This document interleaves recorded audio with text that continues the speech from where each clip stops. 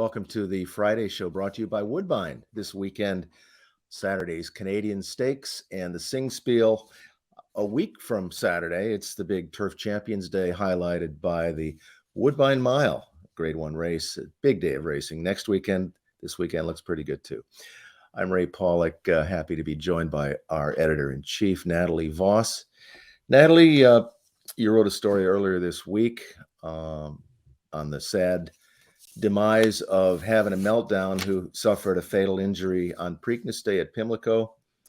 We received a copy of the necropsy and veterinary records, and it showed that Havnameltdown was injected a couple of times in the hind legs with a medication called betamethasone, which is perfectly legal. But this is a horse trained by Bob Baffert, who had said on multiple occasions after a couple of suspensions that he was, or a couple of positive tests rather, for betamethasone, that he told his vets not to use it anymore. So it's a legal drug. Why? And we've taken a lot of criticism on this, actually, for even making this a story. Why was this newsworthy?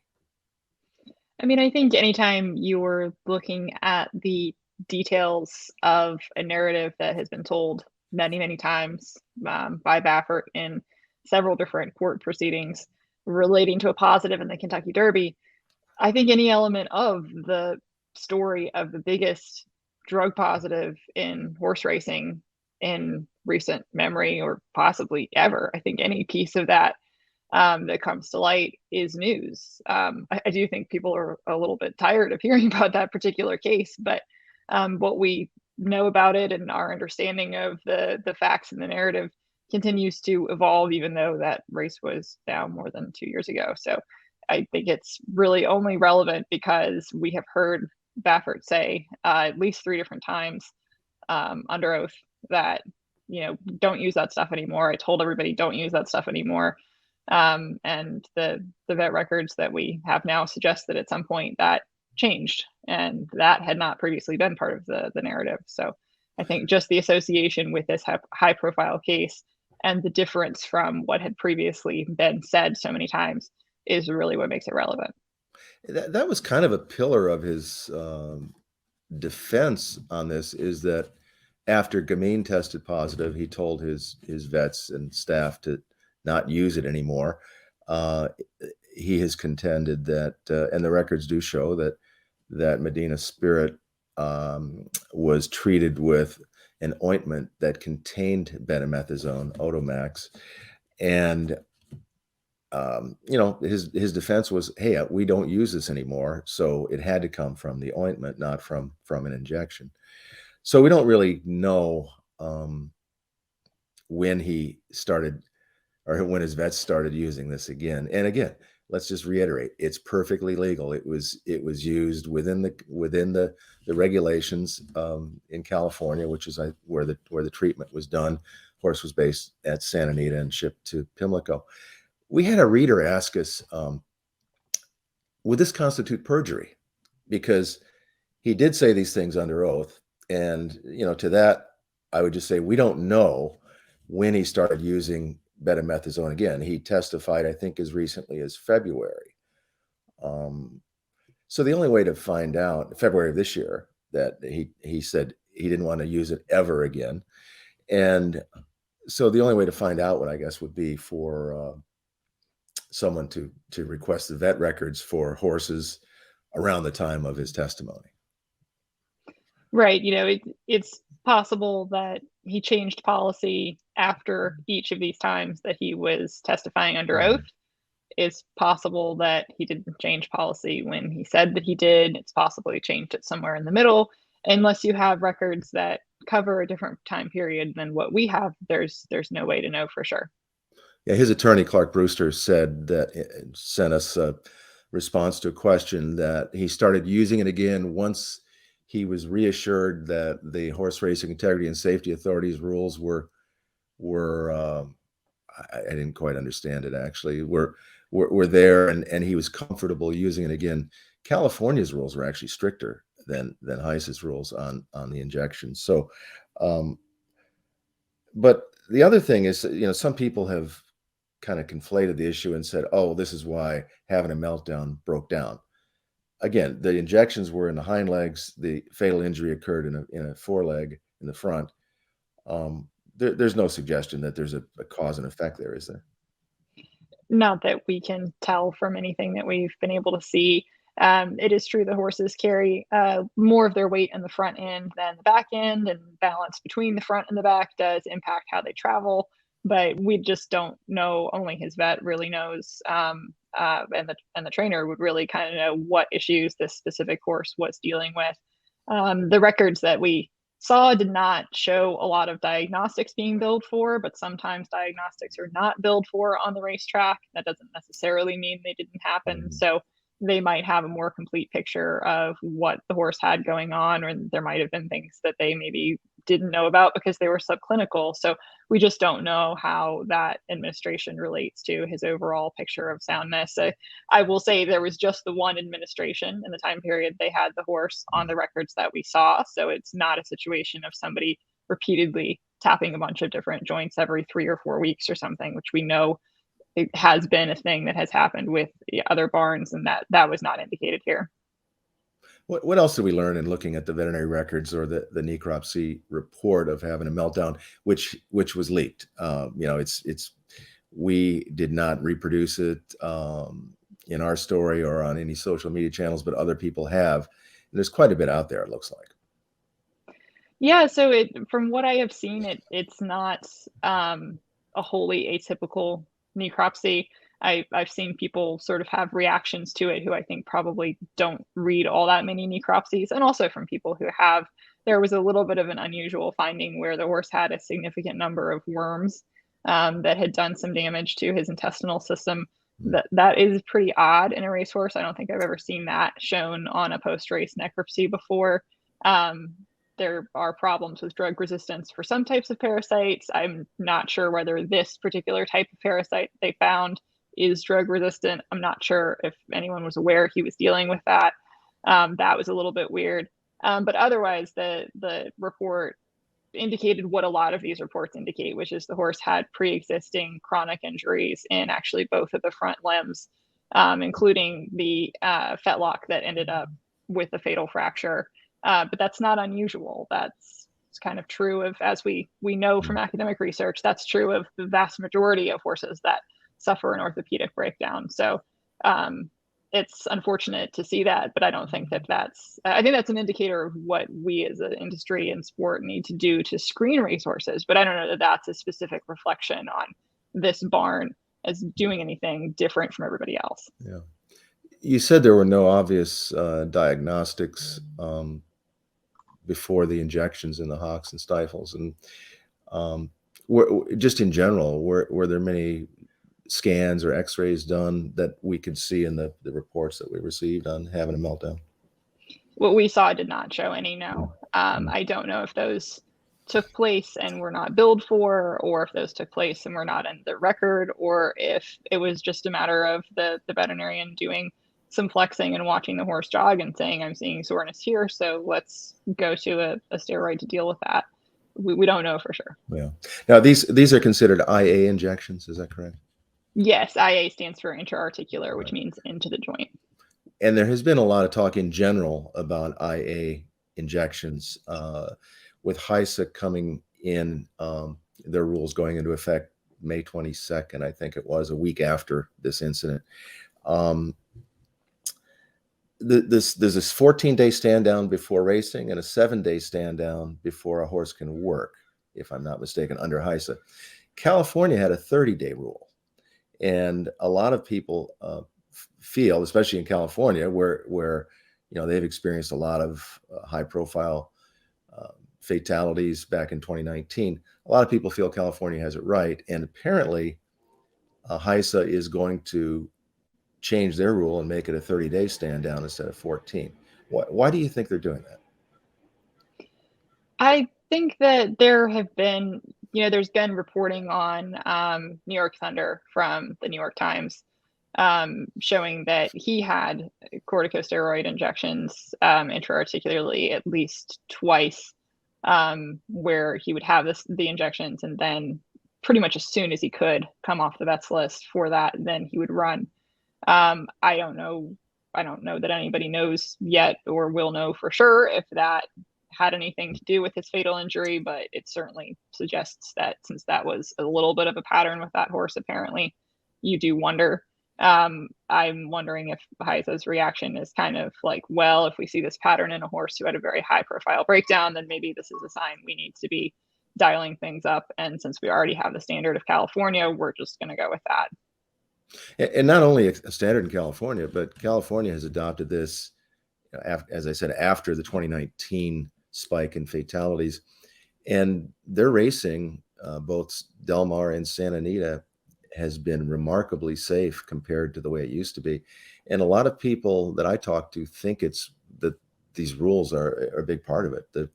The timeline between when you can do an IA injection and either race or work.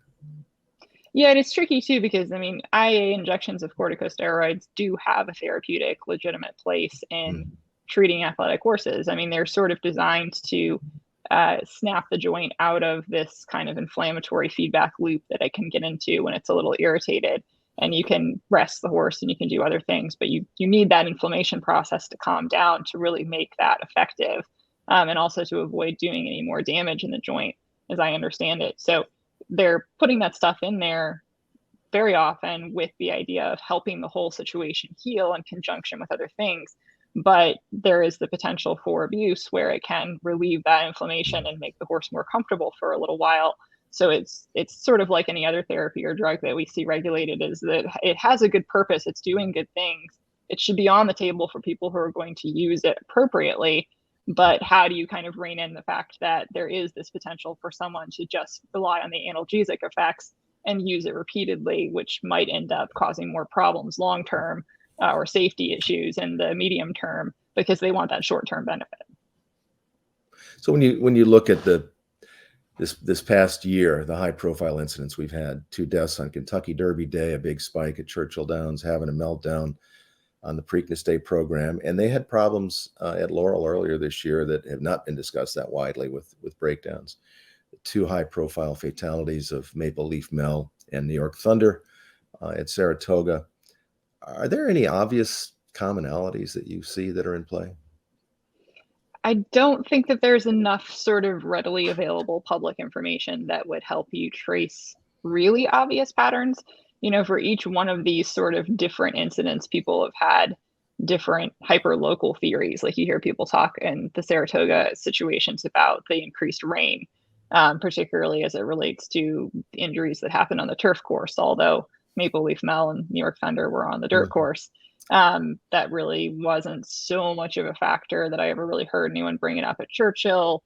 So you hear people kind of identify sort of the things that are obvious from a distance, but we don't have the veterinary records on every one of those horses. Only the authorities have those things, and it's possible they can find some patterns, but I'm not seeing anything that's visible from our distance from the situation that sort of screams, oh, it's this one thing. And I think that it's also kind of important to remember that what we've learned from the equine injury database is that these are often situations that are multifactorial. I've heard Dr. Tim Parkin, who's the epidemiologist for the database, talk about it as like each fatality is a plane crash.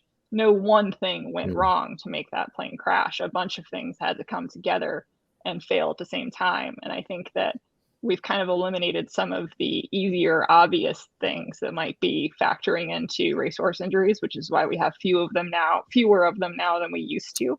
But they're still complex situations, and there might be a few commonalities between some, but I don't know that there's any one thing that is jumping out at anyone at this point that is true with every single one, or even a huge majority of them. You mentioned Dr. Parkin. You have a story this week as well on whether or not there could be some contributions of sire lines or pedigrees that lead to higher incidence of breakdowns. What did you find out there? So unfortunately, it's not as simple as I think we would all like for it to be. It would be really easy to hope that his database could produce sort of a list of sires that are associated more commonly with breakdowns. But as he explained it to me, his statistical model is taking into account a ton of different factors. And when he puts in sire and dam, he doesn't see that move the needle very much when you're accounting for everything else. There have been a couple of studies on Hong Kong and British data that take into account way fewer other factors, and they do see a heritability association between different types of musculoskeletal injuries and genetics. But when you sort of put it into the bigger picture with all these different factors, he's not really seeing a huge change. And then the other problem he's pointed out is if you saw a little bit of a change between an association with a given sire or a given dam sire, what would you do with that? Every horse is so related to each other. The whole breed is interconnected. You'd have to back up so far to try to find a common factor. And then even when you did, how would you eliminate that from the population? Because everything is so related. So he doesn't really see it as something that's kind of a viable risk factor that's going to produce a direction of like, do these things instead or stay away from these things. And that'll resolve a huge amount of the problem or really very much of the issue at all. I'm sure that it does factor in, but it's just way too nuanced and layered that I don't see that one being an easy thing to untangle. Well, look, as depressing as these issues are, the breakdowns, and it's, I feel for people who were there at Saratoga or, the Fox TV crew that had to carry on as soon as these incidents happened. This is, there's no sugarcoating it. It's a horrible thing. But if there is any solace here, it's that the industry, I think, starting with the equine injury database, is starting to get a grip on this, is starting to look at the risk factors and understanding this a lot better. The governor's task force in New York did a good job when Aqueduct had its spike. California has done a good job. We now have the Horse Racing Integrity and Safety Authority looking into, the New York breakdowns during Saratoga. So I think with each of these incidents, we're learning more, but they still happen. Yeah, and the question is sort of, are we learning fast enough? Right. If we're getting sort of down to the situations that are more complicated as we've eliminated so many injuries, those are going to be harder and take way longer to try to untangle and figure out how to prevent. And that's sort of my worry as I look, forward into the sport's future is like, certainly a lot of people care and certainly people have a lot of different ideas about, what can we try to make this better. But I don't think that it's going to be an easy or quick thing to solve. And the question is sort of, do we have the time to get there to make an appreciable difference? And also just, even if we do, it's hard to let go of the trauma of having seen a breakdown, especially a really grisly breakdown. Right. We've had a couple of those at Saratoga. I think even if you were able to say, well, the numbers are better, which currently they are, then be better than they used to be. If you got to a point in the future where they were even better, would that totally delete the horror of having seen that if you were on site those days? Like, I think that's a hard thing to overcome, even if we're able to move things and make things, safer going forward. Well, the one thing I'd add is that all of these things that are being looked at, for the most part, begin when the horse gets to the racetrack. We're nobody is really examining breeding practices, how the horses are raised, or any veterinary work that goes on when the horses are foals. We know that there is a lot of that going on. So it's a complex. I think the term multifactorial is used a lot when looking at these issues. And at some point, somebody needs to do a 30,000-foot view of the entire process from foaling to the time they're off the racetrack. And so far that hasn't happened.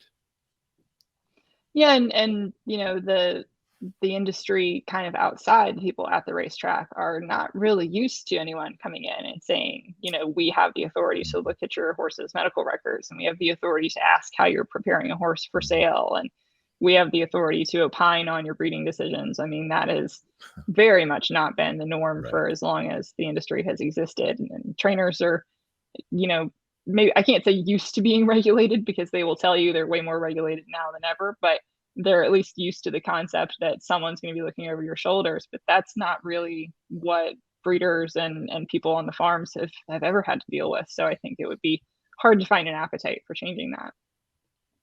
Well, Natalie, I appreciate your work and your interest on these issues. I know our readers do, based on the feedback we've gotten just this week.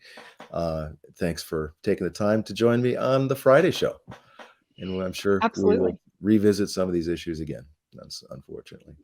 Yes. All right. Well, that's going to do it for this week. We will see you next week, and that is the weekend of Turf Champions Day at Woodbine. Thanks to them for their support of the Friday show. We'll see you next week. Support award-winning independent horse industry journalism and become a Paulick Report insider on Patreon. For as little as $5 a month, insiders get access to exclusive Q&As with Paulick Report staff, insight behind our editorial process, exclusive opinions and on-site analysis, Paulick Report merch, and more. This is not a paywall. The website you know and love will always be the same. But if you want more, and you want to make our coverage even better, visit patreon.com/Paulick Report and become a Paulick Report insider today.